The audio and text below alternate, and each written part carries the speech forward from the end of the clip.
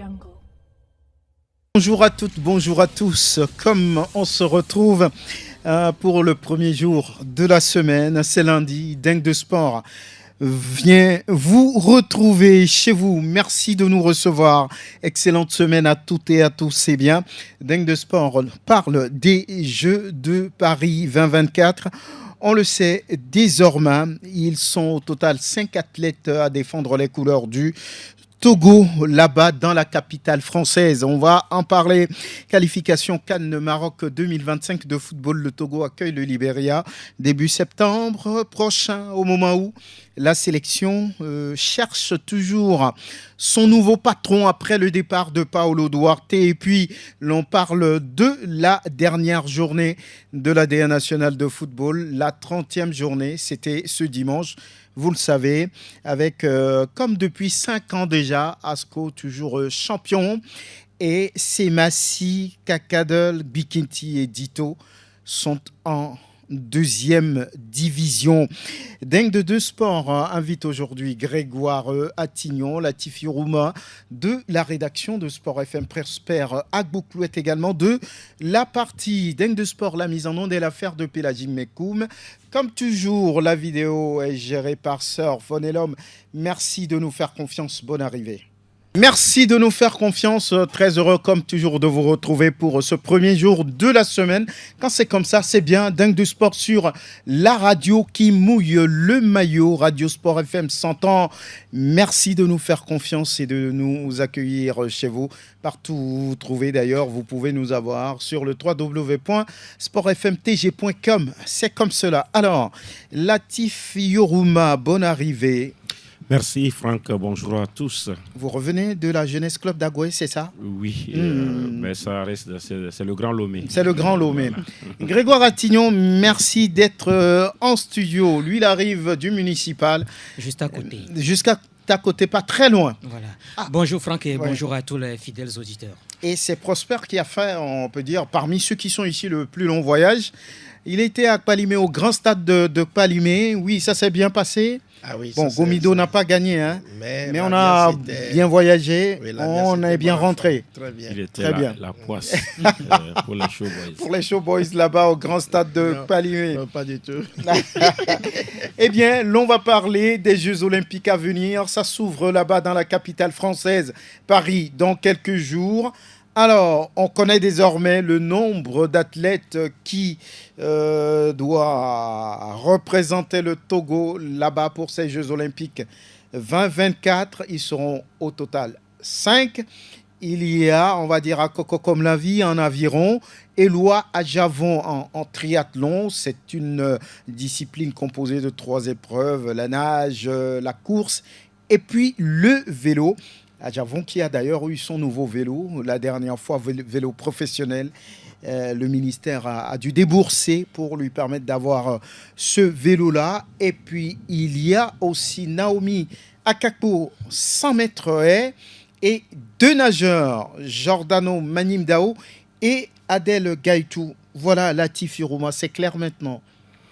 Oui, c'est clair. Le Togo qui finalement aura 2 qualifications directes. Et puis voilà, 3 universalités, comme on le dit.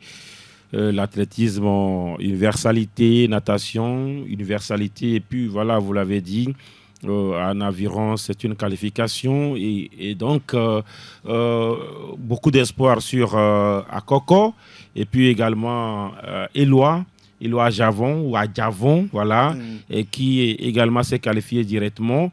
C'est souvent rare de compter en tout cas 5 Togolais ou bien 5 athlètes du Togo au JO. Et pour justement à Paris 2024, ça fait 5 athlètes. 2 qualifications directes, beaucoup d'espoir donc sur les deux qualifications directes. Maintenant, pour les universalités, il faut aller apprendre, il faut aller améliorer les chronos, il faut aller peut-être convaincre le CIO pour les bourses à venir. Je crois que quand chacun va à ces rendez-vous aux Jeux Olympiques, c'est par rapport à des objectifs. Il y a certains qui vont directement viser les médailles. Et là, ceux qui n'ont pas peut-être cet acabit-là vont peut-être chercher à améliorer leur performance et puis d'autres, pourquoi pas, taper dans l'œil des organisateurs, c'est-à-dire le CIO pour les prochaines bourses. On espère que le Togo va faire bonne mine pour justement ce rendez-vous et pourquoi pas. Le Togo fait partie quand même des médaillés, des médaillés olympiques depuis 2008 avec Benjamin Boukoueti. Pourquoi pas? Parce que la même discipline est encore en cours, si on veut parler de l'aviron. Pourquoi pas un nouveau Benjamin Boukoueti, mais peut-être dans le tableau féminin, c'est à Coco comme la vie en aviron. En aviron, bon, c'est vrai, avec Benjamin, c'était en canoë-kayak. Mais bon, c'est pratiquement l'eau. Elle dit qu'elle veut représenter toutes les femmes togolaises. C'est d'ailleurs la première athlète togolaise qualifiée directement pour ces Jeux de Paris. C'est quelqu'un qui a foi en elle, qui a confiance en elle. À Coco comme la vie, elle dit oui, qu'elle va gagner une médaille. Mais elle le dit sans trembler, sans complexe. Mais je crois que c'est la conviction. Elle sait ce qui l'attend.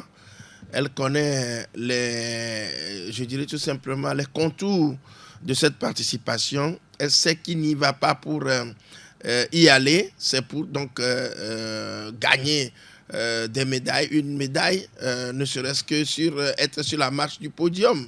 Cela déjà confirme donc l'ambition et la volonté de l'athlète de pouvoir gagner donc du terrain. Donc pour nous, c'est quand une femme parle de cette manière, c'est qu'elle a la conviction. On dit souvent que lorsqu'un aveugle vous menace de vous jeter une pièce et qu'il a... Ça veut dire que soit fort donc voilà. Donc je crois que nous lui souhaitons beaucoup de chance, bonne chance surtout pour qu'elle arrive vraiment à dire, à s'exprimer, à exprimer plutôt sa volonté. Et je crois que tous les Togolais vont la soutenir pour cela. C'est à elle de mettre son courage à portée de main pour pouvoir vraiment transcender et partir donc vers l'excellence. Grégoire Attignon, Naomi Akakpo, Éloi Adjavon, 2 nageurs. Mais peut-on rêver déjà? Non, mais je crois que dans la liste, je crois que c'est une première fois que le Togo participe à ces Jeux Olympiques avec 2 qualifiés directs. Il y a Akoko Komlavi et puis Eloi Adjavon. C'est qu'il y a de cela 4 ans, le Togo était parti avec une seule qualifiée. C'était Claire Aïvon, qui était d'ailleurs le porte-drapeau du Togo donc, à ces Jeux Olympiques. Maintenant, Claire Aïvon n'y va pas, mais c'est encore une autre athlète de l'aviron qui participe donc à cette compétition, à ces Jeux Olympiques. Si elle est arrivée à décrocher sa qualification directement pour ces Jeux Olympiques, c'est qu'elle a les atouts, c'est qu'elle a les qualités qui peuvent lui permettre quand même de titiller, pourquoi pas le sommet. Maintenant, Eloi Adjavon, on est en train de le découvrir. Lui aussi, il a obtenu directement sa qualification pour les Jeux Olympiques, ce qui veut dire qu'il sera cité parmi donc, les meilleurs dans cette compétition. Maintenant, c'est à eux de démontrer véritablement ce dont ils sont capables, ce qu'ils ont pu faire pour arracher cette qualification. Ils doivent également le démontrer et pourquoi pas ne pas remporter une deuxième médaille pour le Togo en ce qui concerne les Jeux Olympiques. Maintenant, pour ceux qui participent à ces Jeux-là avec la bourse d'universalité, on parle de Naomi Akakpo qui sera sur le 100 mètres plus les 2 nageurs. Je crois que pour les 2 nageurs, je pense que ce n'est pas véritablement pour aller gagner une médaille, mais c'est pour apprendre et pour améliorer également leur performance au cours donc, de cette compétition, parce qu'il y a des meilleurs, il y a la crème des crèmes qui sera justement à cette compétition. Il leur sera difficile d'arriver à bousculer donc, la hiérarchie. Je crois que c'est juste pour aller apprendre et pour améliorer leur performance. Oui, du côté des Français, par exemple, on a Florent Manoudou qui revient après 2012 où il a gagné le titre de champion olympique sur 50 mètres nage libre. On a également Léon Marchand du côté français qui est très très fort. Il est quintuple champion du monde au niveau du 200 mètres libre, 400 mètres nage libre et puis d'autres disciplines. Ça veut dire que Giordano Manimdao ira apprendre. Il va nager aux côtés de ces grands nageurs et amasser beaucoup d'expérience. Et puis Adel Gaïtou également va prendre des photos forcément aux côtés des meilleurs de ce monde-là. Voilà, donc on ne peut pas dire qu'ils vont gagner des médailles, mais Akoko, elle a envie de gagner et elle a les moyens, pourquoi pas, en environ 2 km. On verra bien. On revient sur ce sujet-là et on va en parler, tout ce mois de juillet. Merci de nous faire confiance. Dingue de Sport se poursuit et on parle maintenant de l'équipe nationale du Togo qui connaît depuis quelques jours déjà ses adversaires pour les qualifications à la CAN Maroc 2025. Ce sera, vous le savez bien, au royaume chérifien et tout le monde a envie d'y aller. Surtout le Togo qui vient de se louper 3 fois déjà sur une CAN à 24. Ça ne fait pas bien.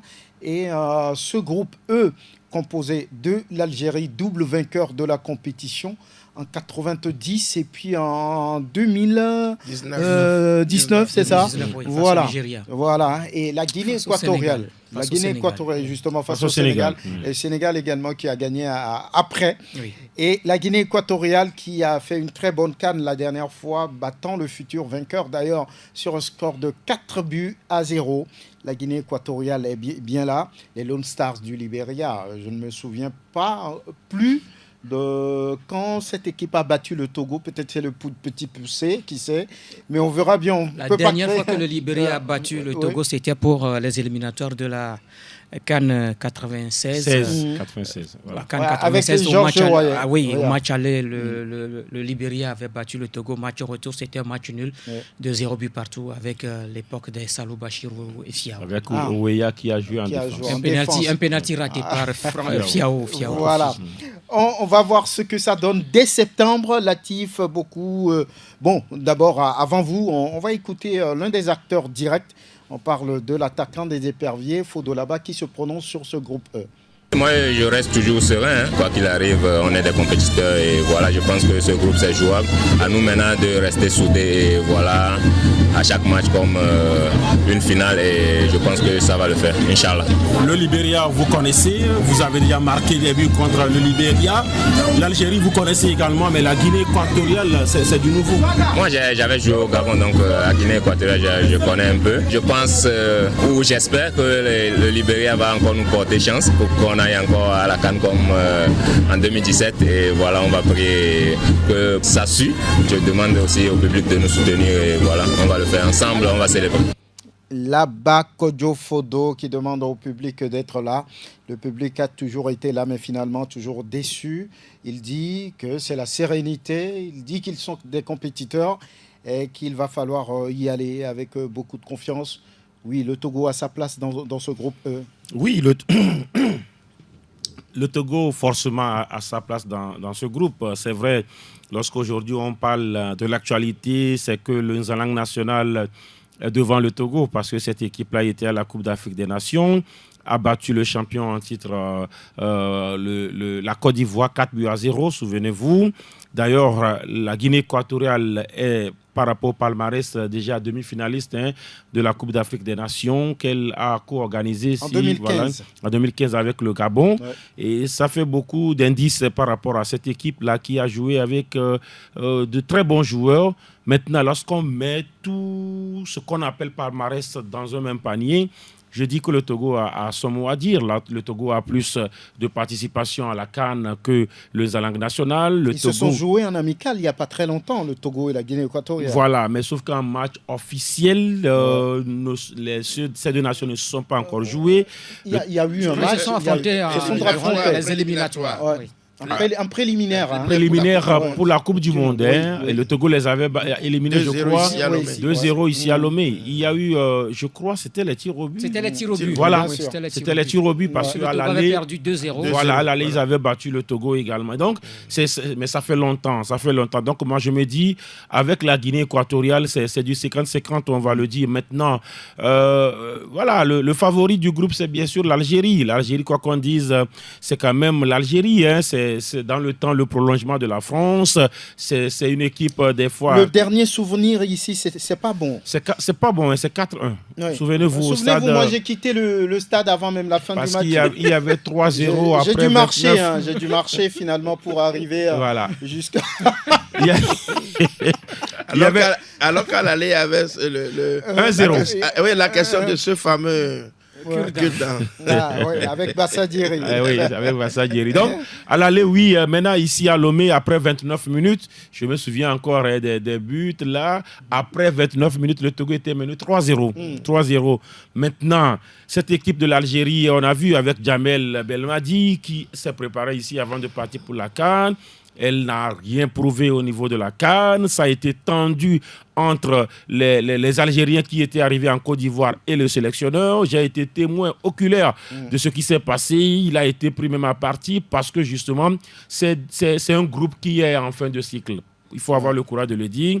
Lorsque vous prenez tous les Slimani, les Bounedja, vous prenez le capitaine Riyad Mahrez, c'est des joueurs qui sont pratiquement en fin de cycle. Et donc, c'est une équipe qui est en train aussi de se reconstituer. Mais, quoi qu'on dise, c'est l'Algérie qui est quand même le favori de ce groupe. Ouais. Et le Togo et, bien sûr, la Guinée équatoriale, pour l'instant, je me dis, c'est du 50-50. Maintenant, le Libéria, logiquement, le Togo est devant le Libéria par rapport aux résultats, tout cela. Donc, moi, je me dis que, franchement, le Togo a sa carte à jouer pour pouvoir repartir ou bien se qualifier à nouveau pour une phase finale de Coupe d'Afrique des Nations. Oui. Prosper Agboklou, vous faites partie peut-être de ceux qui ne croient, je ne sais pas s'il faut dire, ne croient pas en une qualification. Le Togo est la troisième force de ce groupe derrière l'Algérie et la Guinée équatoriale. Oui. C'est les deux premiers qui se qualifient. Ça veut dire que le Togo doit faire plus d'efforts pour passer devant. Justement, parce que, vous savez, on dit chez nous souvent dans un proverbe africain que c'est-à-dire que c'est au bout de la sienne corde qu'on tisse la nouvelle. L'Algérie, tout comme la Guinée-Bissau, ont déjà... La Guinée équatoriale, justement, ont déjà l'ancienne corde parce qu'en participant à une phase finale de Coupe d'Afrique des Nations, on se juge par le niveau. Le niveau se juge par là. On a vu ce que les Guinéens ont fait à la CAN, même si l'Algérie a été éliminée au premier tour, ça reste quand même une force qu'on appelle plutôt imbattable. Une équipe d'expérience qui a gagné 2 fois la compétition. Ouais. Donc, ce qui veut dire tout simplement que c'est à nous de nous décupler, de renforcer nos potentialités, de trouver donc le modus vivendi entre l'échec et la réussite pour pouvoir enchaîner vraiment les performances. Sinon, je crois quand même que dans les calculettes de ces gens-là aussi, déjà, ils se disent, les Guinéens diront, c'est l'Algérie qu'il faut, l'ennemi à abattre. Le Togo, bon, ça va. Vous voyez à peu près. Donc, je crois que le Togo doit jouer sur cette force-là pour pouvoir se reconstruire. Mais si on est dans l'état actuel des choses, comme cela, où souvent pour se qualifier pour une CAN, c'est les matchs à domicile qu'il faut gagner. Et ces matchs à domicile se préparent sportivement, physiquement, psychologiquement et de toutes les façons. Parce qu'on ne peut pas continuer par jouer des matchs à domicile où le truc là est contre nous. Bon, je mets tant de parenthèses. Donc, je crois qu'on doit se préparer sur tous les plans pour pouvoir garder cette place. Je suis d'accord avec l'optimisme de mon confrère Latif. Maintenant, il faut ajouter ce grain-là, comprendre que tout ce qui nous empêche d'aller, on doit le nettoyer, le corriger pour pouvoir vraiment prétendre mettre, pourquoi pas, l'Algérie est éliminée au premier tour des 2 CAN passés. Ouais. Elle peut être éliminée aussi. Donc, ne pas considérer l'adversaire de cette manière aussi, c'est bon. Mais dans notre cas, il faut quand même voir dans quelle mesure il faut se préparer. Oui, vous avez parlé de grains. Bon, est-ce que les graines ont poussé depuis Claude Leroy? On n'a vu rien pousser, hein. On verra bien. Et l'Algérie qui est dirigée par Vladimir Petkovic et la Guinée équatoriale par Joan Micha. Ces 2 pays ont leur sélectionneur. Mais le Togo, qui attend toujours le nom de son nouveau sélectionneur, on attend toujours là à fumée blanche, Grégoire Attignon. On peut dire que cette équipe-là, elle est dans l'urgence. Ben, bien sûr, elle est dans l'urgence puisque les éliminatoires arrivent vite. Nous sommes dans le mois de juillet.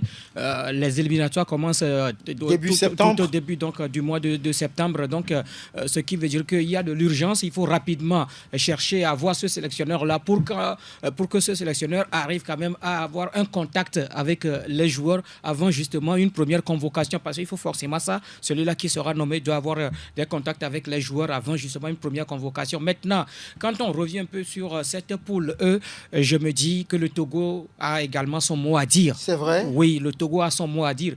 Oui, c'est vrai qu'il y a l'Algérie, il y a la Guinée équatoriale, toutes les deux équipes étaient à la dernière Coupe d'Afrique des Nations, il y a le Libéria, mais si on se prend beaucoup plus au sérieux, je crois qu'on peut également faire quelque chose. Vous savez, les CAN auxquels le Togo avait participé avant, il y avait toujours ces genres d'équipes ou d'adversaires, mais le Togo a toujours su tirer son épingle du jeu pour se qualifier. C'est vrai que ça fait 3 Coupes d'Afrique des Nations que le Togo n'a plus disputé, mais cela ne veut pas dire que le Togo n'a pas de mot à dire face à l'Algérie ou encore face à la Guinée équatoriale. Si on regarde un tout petit peu les dernières performances de cette équipe nationale, le seul problème qui se pose, c'est le problème d'inefficacité. C'est ça le problème donc, de cette équipe. C'est ça qui a fait qu'aujourd'hui, on se retrouve avec 2 points après 4 journées pour les éliminatoires du mondial. Si c'est que nos attaquants étaient beaucoup plus efficaces devant les buts et si on arrivait à concrétiser nos occasions, je ne pense pas qu'on serait à ce stade-là. Donc c'est ce qu'il faut véritablement corriger et c'est la tâche qui attend véritablement ce nouveau sélectionneur qui sera choisi très prochainement. Donc je le dis, je le répète, le Togo aussi a son mot à dire dans cette poule, quelle que ce soit l'Algérie ou encore la Guinée équatoriale. Très bien, et le secrétaire général de la Fédération togolaise de football qui parle de la nomination du prochain sélectionneur pour bientôt et qui réagit aussi par rapport à ce groupe E. C'est un groupe relevé avec 2 anciens mondialistes d'ailleurs et 2 sélections qui montent, c'est-à-dire la Guinée équatoriale qui était à la dernière Coupe d'Afrique des Nations, qui a fait une très bonne performance au cours de cette compétition-là, et le Libéria qui est toujours dans les starting blocks et qui aussi possède quand même de très bons joueurs. Si on regarde sur le papier, on dira que l'Algérie est l'équipe favorite du groupe, mais comme vous le savez, les favorites c'est seulement sur le papier. Il faut nécessairement sur le terrain un autre visage, et je pense que si nos joueurs produisent les prestations qu'ils ont produites ces derniers mois, je pense qu'on peut s'en sortir. Ce qui nous a manqué lors de cette dernière rencontre, c'est la finition. C'était l'essentiel. Si on arrive à retrouver la finition et à marquer des buts, je pense qu'on a quand même une équipe pour tenir de la dragée haute à toute cette sélection-là. Et justement, la sélection togolaise est aujourd'hui sans sélectionneur. Quand est-ce qu'on aura le nom de ce nouveau sélectionneur du Togo? Ce sera très bientôt. Parce que, comme vous ne devez pas l'oublier, nous travaillons toujours en collaboration avec le ministère des Sports parce que le sélectionneur est souvent mis à la disposition de la Fédération togolaise de football par l'État. Mais si nous nous assurons le côté technique du dossier, il y a un volet plus essentiel qui est le salaire, le contrat. Donc, et cela revient souvent aux autorités étatiques. Donc nous travaillons en toute sévérité pour trouver dans les plus brefs délais un nom pour notre sélection. Le secrétaire général de la Fédération togolaise de football, Hervé Tété Agboudan, à l'instant devant Grégoire Attignon. Oui, très bientôt. Ça veut dire que, oui, on peut le dire dans les heures à venir, jusqu'à la fin de cette semaine, on devrait avoir le nom du nouveau sélectionneur. On parle d'urgence, de quelqu'un qui maîtrise le terrain, l'environnement du nid des éperviers pour aller vite, même très vite. Et il y a 6 au total, selon nos informations. Et Claude Odi, Jonas Kokou-Komlan, Jean-Paul Dossé à Balo, Afouati, Nibon Bédaré, et puis qui encore Didier Six même, qui selon certaines informations est également intéressé de revenir pour diriger cette équipe-là.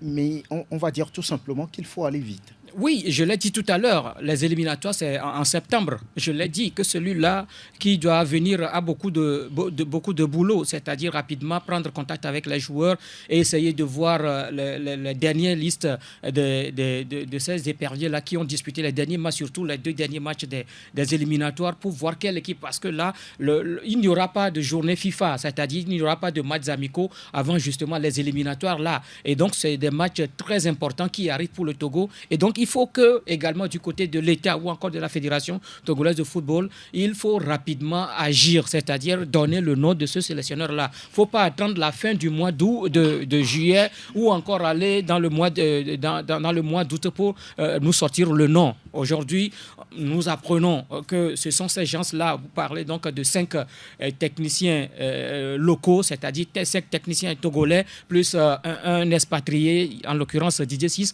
Ce sont les noms-là qui circulent et qui se retrouvent au niveau donc, de la Fédération togolaise de football qui doit transmettre le dossier au ministère des Sports. On a entendu le secrétaire général le dire tout à l'heure parce qu'il revient quand même à l'État de discuter de ce qui est appelé contrat. C'est l'État qui discute avec les intéressés. Et jusque-là, qui est celui-là qui a été véritablement choisi par la Fédération togolaise de football pour le proposer à la Fédération, plutôt au ministère, on ne sait pas. Mais je sais qu'il faut vite aller, que ce soit Nibombe ou encore Jean-Paul ou encore qui que ce soit. Il va falloir que et le ministère et la Fédération nous sortent le nom de cette personne dès cette semaine. Oui, Prosper Agbopouvi, qu'est-ce qui vous intéresse dans tout ça? On a donné des noms qui circulent, vous les connaissez, vous connaissez Daré, vous connaissez Abalo, vous connaissez Afouati, vous connaissez Ekloudodi, peut-être un peu moins. Il y a également Jonas Kokou-Komlan, il paraît, et puis Didier Six. Vous êtes tenté d'appuyer quelqu'un, de donner le nom de quelqu'un maintenant? Bon, ce serait un peu difficile de pouvoir calquer sur un nom à donner parce qu'il y a des objectifs à assigner à cet entraîneur-là. Faut-il aller à la CAN en 2025 ou faut-il préparer l'équipe pour les prochaines CAN? Pour vous, c'est quoi? Faut-il aller à la CAN 2025? Bon, oui moi, ou non? En tant que Togolais lambda, je ne suis pas totalement inscrit dans cette participation parce que nous n'avons pas encore une équipe puisque quand Claude Leroy est parti, on a déjà raté 3 Coupes d'Afrique. Oui. On peut en rater une 4e. Le mieux, c'est de se préparer. C'est de mieux se préparer. Vous avez vu toutes les équipes à la CAN. Nul n'a été ridicule. Même si la Côte d'Ivoire a pris 4-0, elle a pris la revanche sur le destin. Elle est venue gagner la Coupe d'Afrique des Nations. Donc je crois quand même que c'est le travail. Est-ce qu'on a suffisamment de travail pour y aller? Ce n'est parce qu'il n'y a pas de diplôme à donner lorsqu'on participe à toutes les CAN. C'est-à-dire, il faut aller pour faire quoi? Pour gagner ou bien se représenter. On a des équipes comme le Mali, le Burkina Faso, sans avoir gagné la CAN, ont été en demi-finale, ont une posture assez élevée. Ils ont monté. Le Togo compte un quart de finale en 2013, conduite par émaillé donc de pagaille, des joueurs à l'époque qui ne faisaient que jouer du tcha-tcha la nuit, sans se dormir. Oui, il y avait Vous étiez là-bas? J'étais là. Vous les avez vus? On les a vus jouer. Ils étaient là. Donc, il y avait de la pagaille à l'époque parce que c'est des joueurs, la plupart d'entre eux étaient inconscients. Maintenant, là, on n'a que ce palmarès-là. Ce n'est que ça. Mais regardez, la Guinée-Bissau, plutôt la Guinée équatoriale, a été au moins à demi-finale d'une CAN.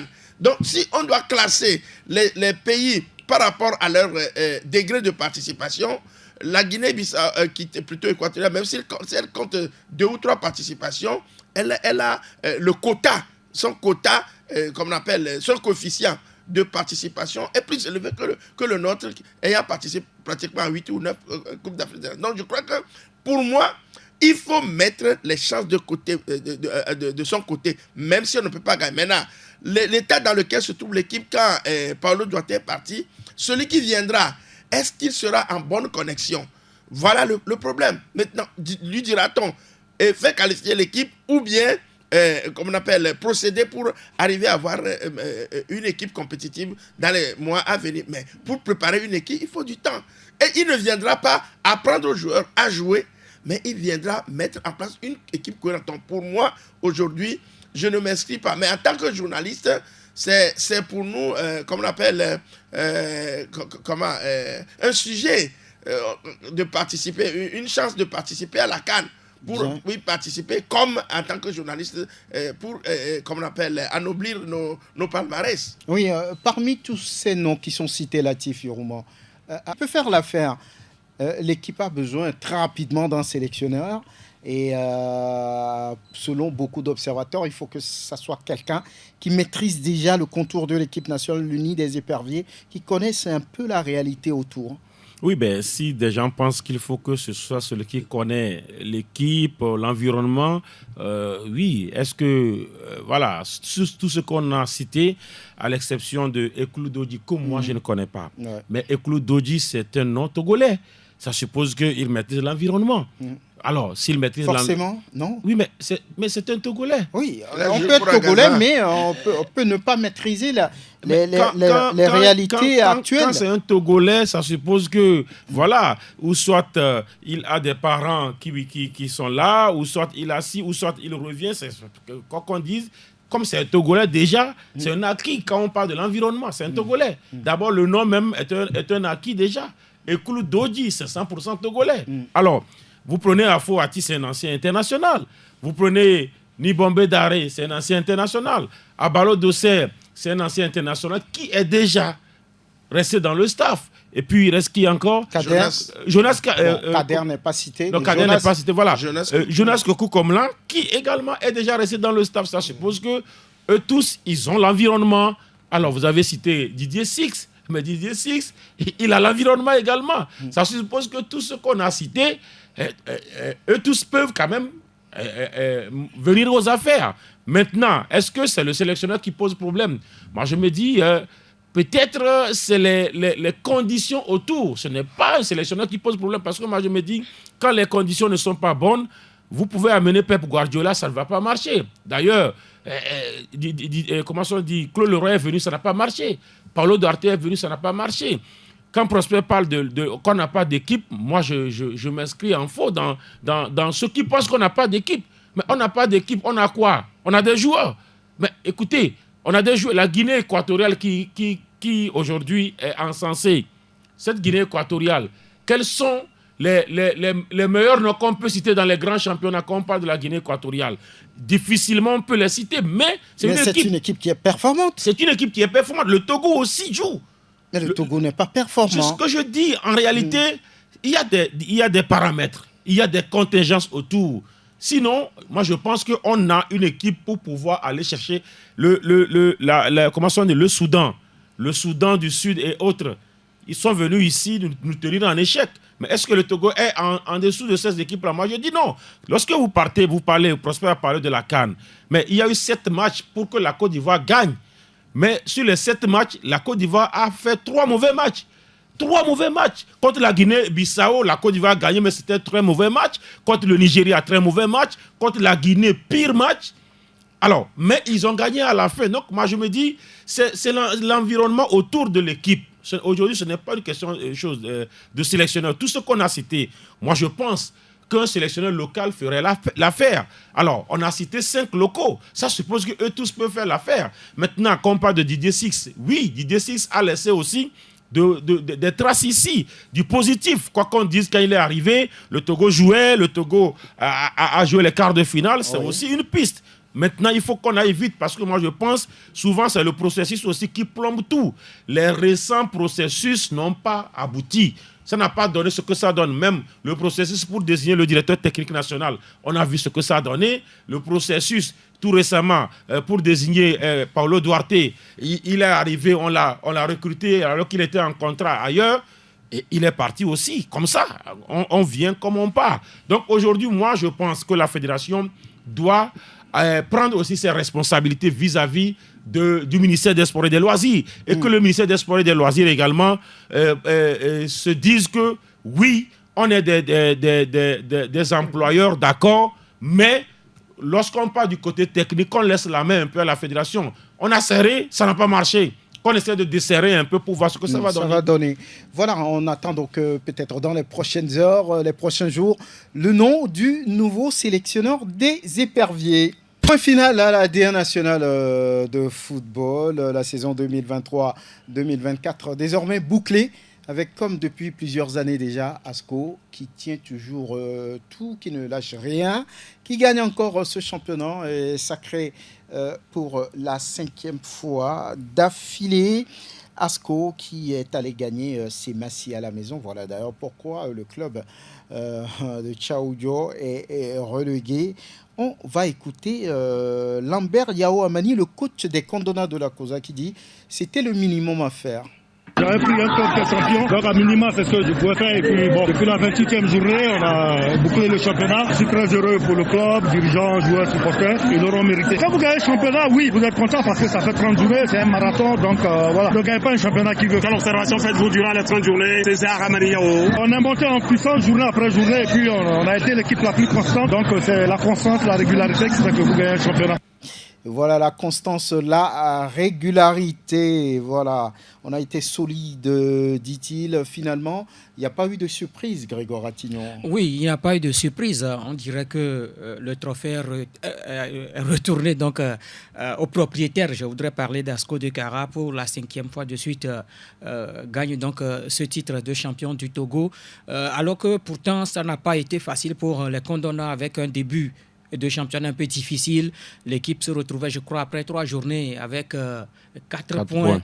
Et ça a été un peu compliqué. Mais par après, je crois que la mayonnaise a commencé par prendre avec un nouvel entraîneur qui était arrivé, qui ne maîtrisait pas tellement ses joueurs. Mais au fil donc, des journées, on a vu une équipe d'Asco qui revenait petit à petit dans ce championnat, qui finalement a dominé ce championnat-là, parce que Asco a fini champion à 2 journées donc, de la fin, ce qui est quand même bien pour les Condona de la Cosa. Ils l'ont fait au cours donc, de cette saison, avec surtout cette dernière journée où ils étaient face à un adversaire qui avait besoin beaucoup plus de victoires. Je me dis que Asco n'avait pas forcément besoin de victoires, mais Asco aussi ne voulait pas finir quand même sur des défaites, quand on sait qu'à l'avant-dernière journée, ils avaient perdu face à l'AS Bina de Pagouda, et donc il va falloir quand même bien faire cette fête-là avec le trophée récupéré, et ça, les Condona l'ont fait plutôt face à Semas de Sokode. Je me dis félicitations, le travail continue, parce que là, ça fait la 5e fois de suite qu'on gagne, et ce sera pour la 5e fois de suite qu'on va retourner encore sur le continent. Mais la question, est-ce que ce sera encore avec les mêmes résultats? On verra bien. C'est la même chanson, hein, Asco toujours là. Pas d'égal, on va dire finalement. Oui, on dit souvent que c'est un champion, on le dit souvent, un champion décrété, mais on a quand même vu au fil des années qu'en changeant même de coach, le résultat est le même. Ahmed Tokoro est passé, Abala de Sey est arrivé, et après c'est l'Ivoirien qui arrive, Hervé, plutôt Amani Yao, et le résultat est le même. Et on voit même cette fois-ci, sur le quota des points gagnés, Asco a placé la barre même plus gros, 69 points. Pratiquement mieux que les dernières fois où ça a été trop bien serré avec ACK. Et cette fois-ci, je crois quand même qu'on est convaincus, ceux qui doutent encore sont convaincus de la fiabilité donc, de cette équipe-là, qui devient encore la 5e fois champion du Togo. Et on l'applaudit.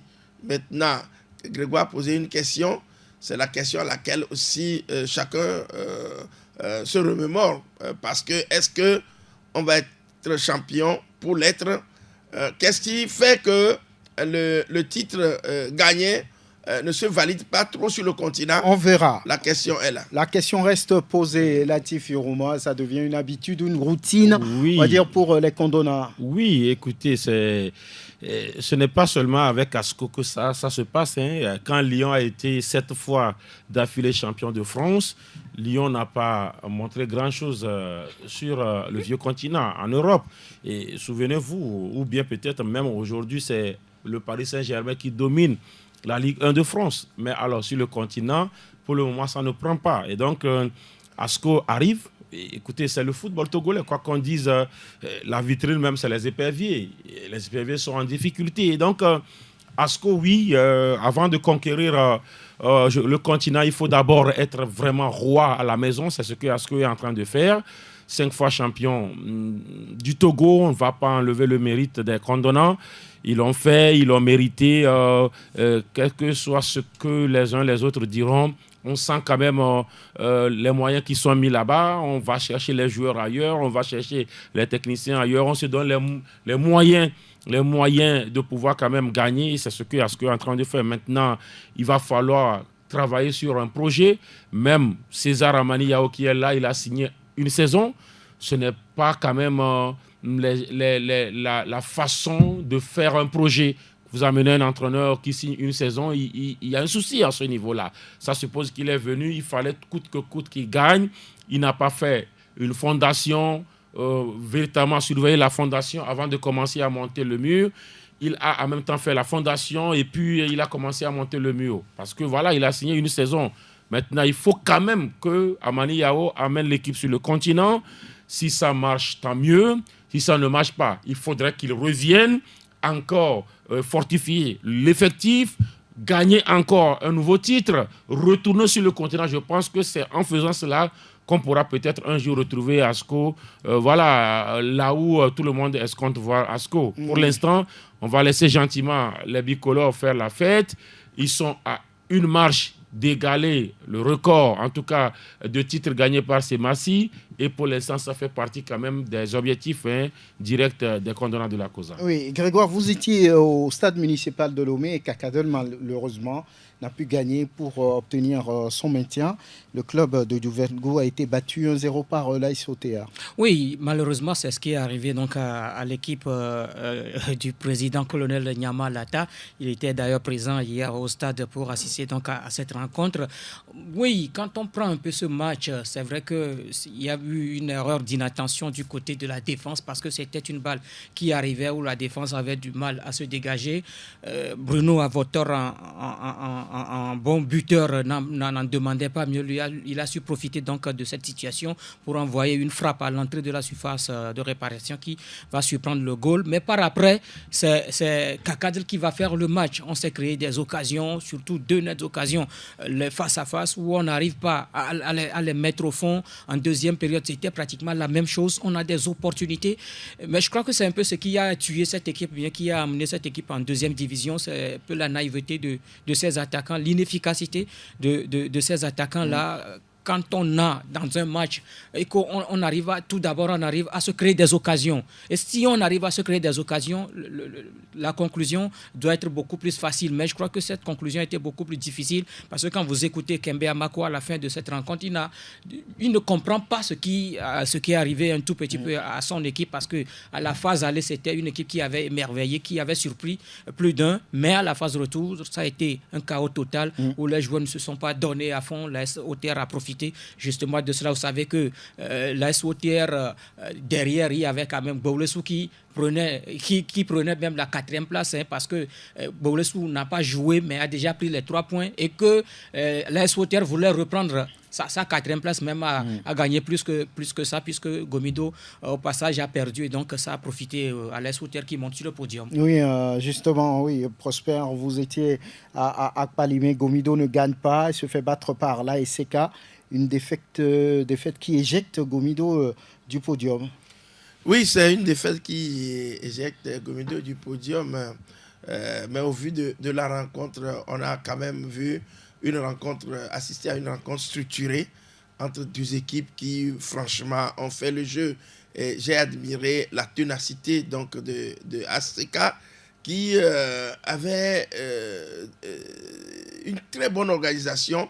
Ils ont marqué sur un coup de pied arrêté. C'est une situation arrêtée sur laquelle ACK a marqué en deuxième mi-temps.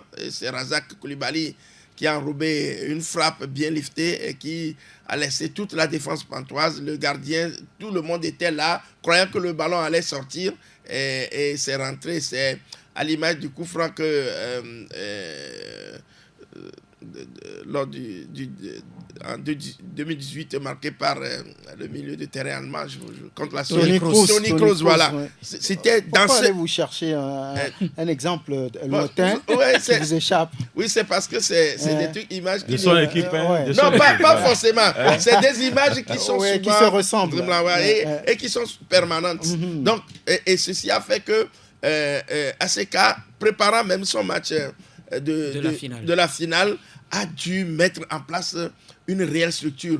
Gomido a cherché comme on appelle, le retour, a cherché à revenir au score, mais ça a été difficile. Et là, j'ai compris que ce sont des entraîneurs qui sont des tacticiens. Que ce soit Balo Doucet, que ce soit Jonas, c'est 2 tacticiens qui ont préparé. C'est pourquoi, dans l'idée commune, certains pensent qu'ils peuvent faire l'affaire au niveau de l'équipe nationale. Très bien. Voilà. On va d'ailleurs écouter Jonas Kokou-Komlan après cette victoire sur Gomido.